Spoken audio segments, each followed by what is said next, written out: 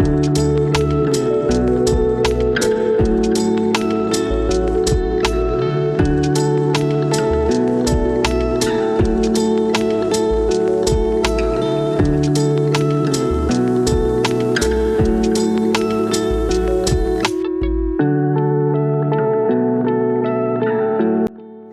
pagi untuk kita semua. Saya dari kelompok 1 yang menjelaskan tentang bab 2, di mana memperjuangkan nilai kehidupan dalam masyarakat. Nilai-nilai kehidupan penting dalam masyarakat yang memperjuangkan. Yang pertama akan kita memahami nilai-nilai keadilan, kejujuran, kebenaran, perdamaian, dan keutuhan ciptaan Yesus. Yang kedua, melakukan aktivitas, misal menuliskan refleksi, doa, puisi, rangkuman tentang nilai-nilai keadilan, kejujuran, kebenaran. Dan tujuan pembelajaran kita di sini, kita memahami nilai-nilai dasar kehidupan manusia, yaitu keadilan, kejujuran, kebenaran, perdamaian, dan keutuhan ciptaan Yesus dengan ajaran Yesus Kristus. Dan sebelum kita lanjutkan di sini, kita akan berdoa dulu karena Bapa, Putra, dan Roh Kudus. Amin. Ya Tuhan, setelah kami ingin menjelaskan tentang bab 2 ini, kiranya aku memahami apa yang kami jelaskan, dan berilah kepada guru kami kesabaran untuk anak-anaknya, berilah anak-anaknya sempurna. Amin. Dan kata pengantar di sini, modal untuk berubah dimulai dari 3 hal. Yang pertama, hal kecil, diri sendiri, dan sekarang. Nilai yang diperjuangkan oleh setiap orang hendaknya berdasarkan kasih sesuai dengan kutipan 1 Korintus 13 ayat 4-7. Nilai yang diajarkan mencakup keadilan, kejujuran, kedamaian, dan keutuhan ciptaan lingkungan hidup. Amin. Nilai kehidupan penting dalam masyarakat. 1. Keadilan.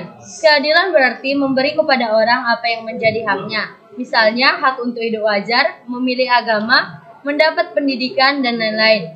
Merujuk pada suatu keadaan, tuntutan, dan keutamaan. Keadaan berarti semua pihak mendapat hak mereka dan diperlakukan sama. Tuntutan, menuntut agar keadilan diciptakan atau seperti mengambil tindakan yang diperlukan dan menjauhkan diri dari ketidakadilan. Keutamaan berarti sikap untuk melakukan yang adil.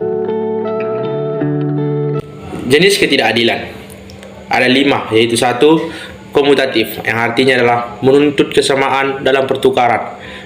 Misalnya, mengembalikan pinjaman, jual beli yang pantas. 2. Distributif. Distributif artinya yaitu menuntut kesamaan dalam membagikan hal yang menguntungkan atau merugikan. Misalnya 1, yaitu kekayaan alam yang dinikmati secara adil, tetapi pengorbanan untuk pembangunan juga dipikul secara adil. 3. Legal. Legal yaitu menuntut kesamaan hak dan kewajiban sesuai undang-undang yang berlaku, misalnya hak asasi manusia. Dan keempat adalah individual, yang artinya bergantung pada seseorang, misalnya yaitu upah karyawan bergantung pada majikan.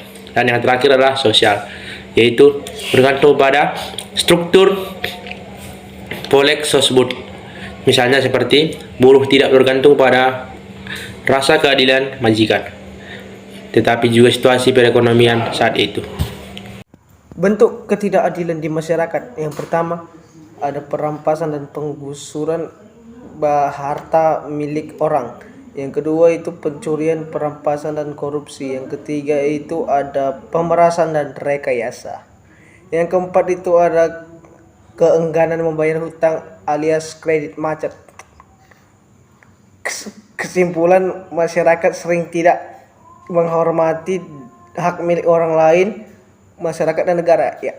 Penyebab ketidakadilan, kemiskinan yang terjadi di masyarakat karena sistem dan struktur Poleks Sosbud yang tidak adil yang dibangun oleh para penguasa dan pengusaha. Sebelum itu, mari kita bahas apa itu Poleks Sosbud.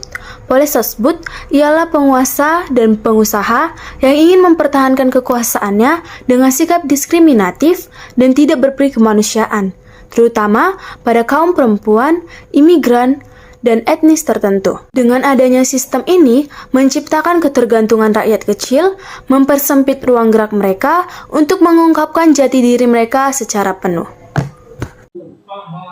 Kata kitab suci tentang ketidakadilan dapat kita temukan dalam Amos 5 ayat 7 sampai 15, dilanjutkan dengan Lukas 11 ayat 37 sampai 46. Keserakahan sudah terjadi di sepanjang hidup manusia. Dalam Amos dikisahkan bahwa banyak orang serakah yang mendatangkan kemurkaan bagi orang lain. Situasi Israel saat itu dikuasai oleh sekelompok orang yang merusak hidup mereka sendiri. Banyak penindasan terhadap orang yang tidak berdaya. Pelakunya termasuk kaum agamawan Yahudi yang seharusnya pembela keadilan. Kemudian Yesus mengecam dengan keras para agamawan yang suka munafik dan picik.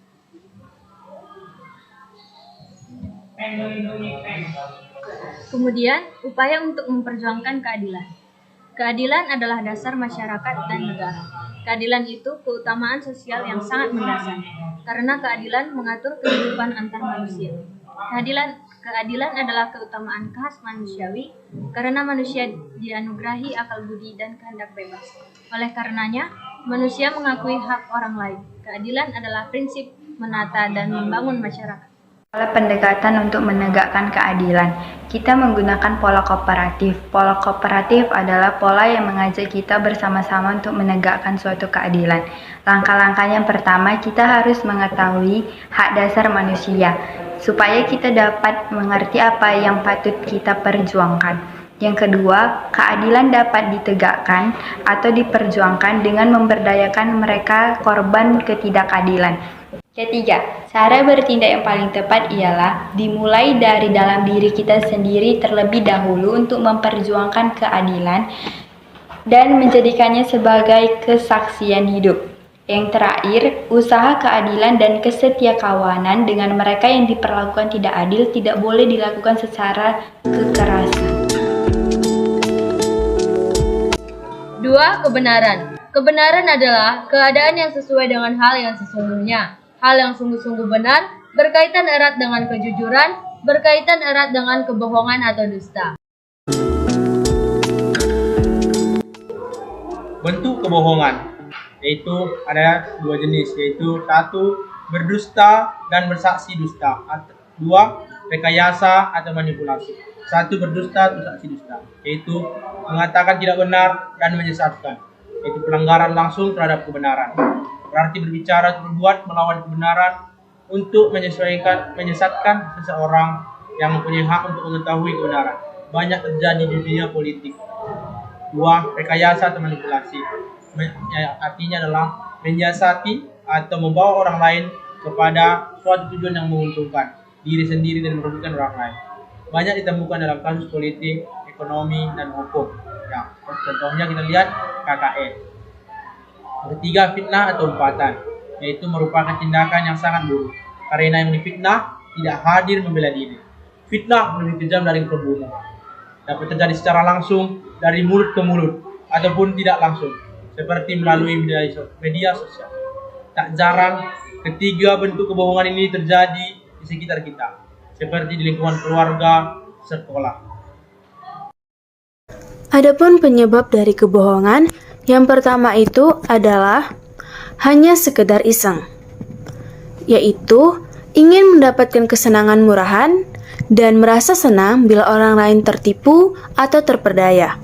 Atau dengan istilah yang sering kita sebut adalah senang melihat orang susah. Yang kedua, memperoleh keuntungan. Misalnya, pedagang berbohong bahwa barangnya memiliki kualitas terbaik sehingga mendapat keuntungan sebesar-besarnya dari konsumen. Yang ketiga, berada di situasi terjepit, yaitu berbohong untuk menyelamatkan diri dari situasi terjepit. Akibat kebohongan bagi diri sendiri, kita akan dikenal sebagai pribadi pembohong, kehilangan kepercayaan. Dampaknya akan terasa di masa depan. Bagi orang yang dibohongi, mendapat gambaran yang salah dan bertindak fatal bagi dirinya dan orang lain. Bagi masyarakat luas, dapat merugikan masyarakat luas jika dilakukan secara masif.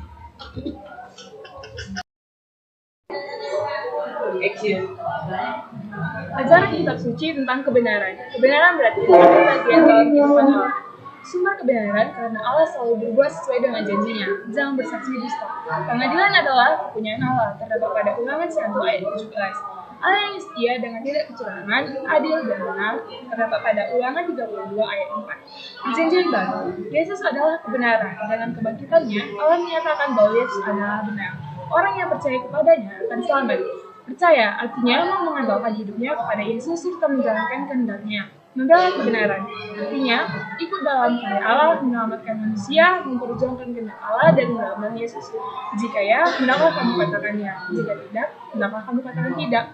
Apa yang lebih daripada itu berasal dari si jahat. Matius 5 ayat 37. Ia adalah pembunuh manusia sejak semula dan tidak berkebenaran. Sebab di dalam dia tidak ada kebenaran. Apabila ia berkata dusta, ia berkata atas kehendaknya sendiri. Sebab ia adalah pendusta dan bapa segala dusta. Terdapat pada Yohanes 8 ayat 40. Ketiga yaitu kejujuran. Kejujuran merupakan suatu keselarasan antara kata hati dan kata yang diucapkan serta keselarasan antara kata yang diucapkan serta tindakan yang dilakukan. Ada beberapa fungsi dari kejujuran. Yang pertama yaitu sebagai model pengembangan diri dan sebagai model kemajuan kelompok. Dengan didasari oleh rasa percaya diri, maka kita akan lebih mudah menerima saran dari orang lain serta menerima hal-hal yang terjadi di dalam hidup kita. Yang kedua yaitu sebagai model rasa percaya diri atau penambah rasa kepercayaan diri. Dengan adanya di suatu tindakan yang dilandasi oleh suatu kejujuran, maka kita akan yakin bahwa hal yang kita lakukan itu benar serta kita dapat mempertanggungjawabkan dari suatu tindakan itu. Dan yang ketiga yaitu dapat menyelesaikan banyak masalah atau persoalan. Dengan didasari oleh suatu kejujuran, maka persoalan akan dapat berjalan dengan baik dan akan memperoleh hasil yang lebih baik. Bentuk ketidakjujuran. Ada berbagai macam bentuk ketidakjujuran di berbagai bidang. Salah satunya seperti di bidang politik. Para penguasa akan melakukan korupsi, memanipulasi perundangan, dan menggunakan agama sebagai kepentingan politik, di mana rakyat akan bersifat munafik dan bersikap formalistik saja. Yang kedua yaitu di bidang ekonomi. Para penguasa, khususnya penguasa-penguasa tinggi pemerintahan, akan melakukan korupsi untuk kepentingan dirinya sendiri. Mereka akan membuat markup, kredit macet, dan proyek fiktif belaka. Dan rakyat akan menyogok atau menipu. Ketiga yaitu di bidang budaya dan pendidikan, di mana di dalam pendidikan akan dilakukan rekayasa pendidikan. Di dalam budaya akan mentolerir budaya tertentu dan mendeskrip budaya tertentu atau budaya lain. Alasan dan penyebab ketidakjujuran. 1. Di bidang politik, keserakahan pada kekuasaan ibarat opium. Orang tergiur untuk mendapat kekuasaan, bahkan dengan menghalalkan segala cara. Rakyat kecil terpaksa melakukan ketidakjujuran demi merasa aman. Yang kedua, di bidang ekonomi, keserakahan materi dan harta, khususnya uang. Uang menjadi harta utama bagi manusia dan konsumerisme dan hedonisme. 3. Di bidang budaya dan pendidikan, rekayasa pendidikan, mentolerir budaya tertentu, mendiskreditkan budaya lain, rakyat bersikap formalistik, munafik, dan sebagainya.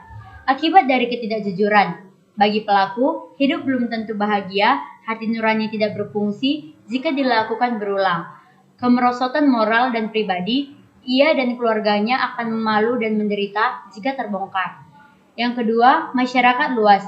Akar dari berbagai krisis multidimensi, mengalami krisis di bidang koleksom, hukum, dan lain-lain. 3. Di bidang budaya dan pendidikan, rekayasa pendidikan, mentolerir budaya tertentu, mendiskreditkan budaya lain, rakyat bersikap formalistik, dan sebagainya.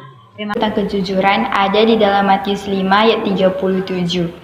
Jika ya, hendaklah kamu katakan ya, dan jika tidak, hendaklah kamu katakan tidak. Apa yang lebih dari itu berasal dari si jahat. Kesimpulan yang dapat kita ambil yaitu, Yesus menasihatkan kita agar kita tidak mudah bersaksi dusta. 4. Perdamaian, pengertian.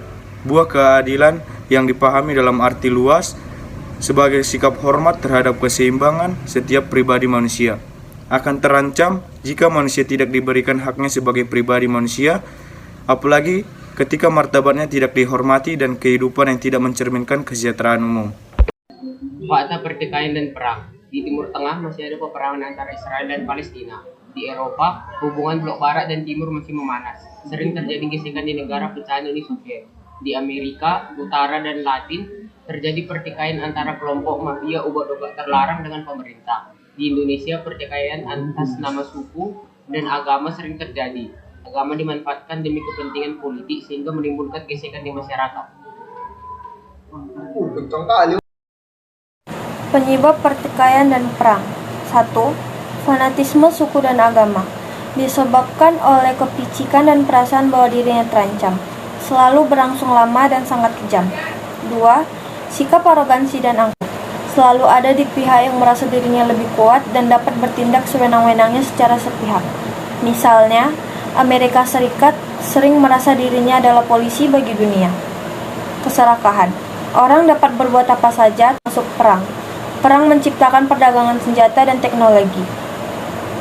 4. Merebut kemerdekaan dan mempertahankan hak. Perang untuk merebut kembali kemerdekaan serta mempertahankan hak. Misalnya, perlawanan Indonesia setelah kemerdekaan.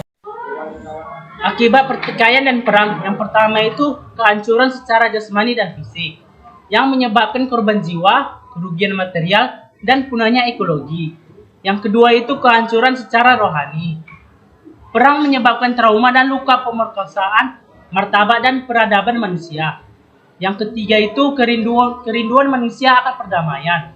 Perdamaian sangat penting bagi manusia untuk mencari ketenangan hidup dan mengembangkan dirinya lebih manusiawi dalam persaudaraan dan kekeluargaan.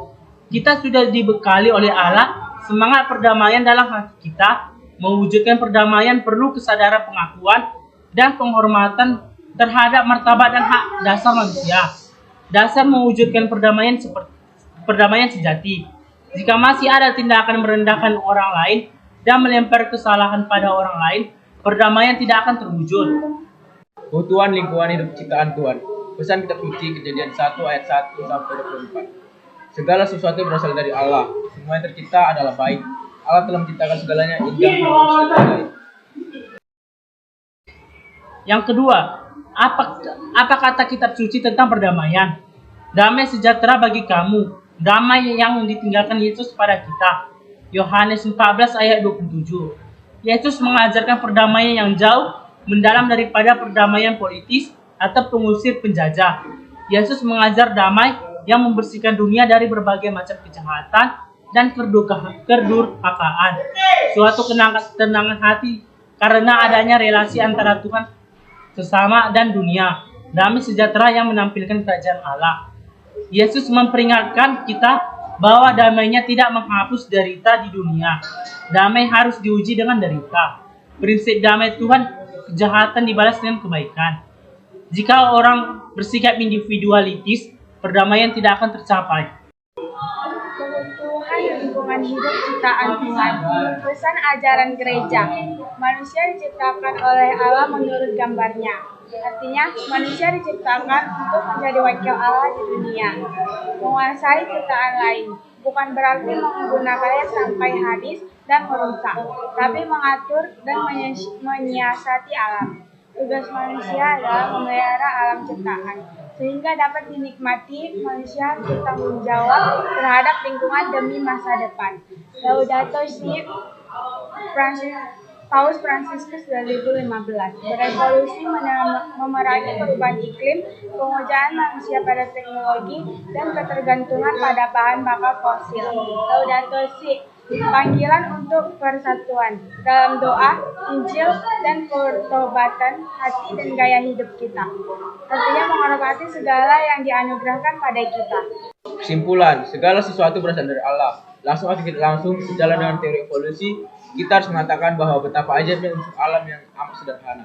Allah telah menuntunnya untuk berkembang sampai tercipta alam dan lingkungan hidup yang sedemikian indah, harmonis, dan ajaib. Semua yang tercipta, ciptaan Allah selalu aktual adalah baik, seperti apa yang kita renungkan sampai saat ini.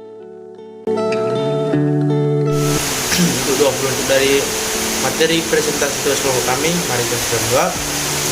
Kenapa terus terima kasih Tuhan, kasih kepada Tuhan-Mu, sehingga kami masih dapat melaksanakan tugas kami dengan baik. Tuhan, kami telah selesai mengerjakan tugas kelompok kami, yaitu tentang memperjuangkan nilai kehidupan dalam masyarakat Semoga kami dapat melakukannya dan mengaplikasikannya dalam kehidupan kami sepanjang Tuhan. Dan Tuhan, jagalah kedua orang tua kami dan juga kepada guru-guru kami yang mengajari kami di setiap hari. Semoga apapun kami lakukan dan satu hari ini dan hari-hari yang akan datang, lindungilah ya Tuhan. Ini doa hambamu, melalui nama Kristus yang berdoa. Amin. Bapa, Putra,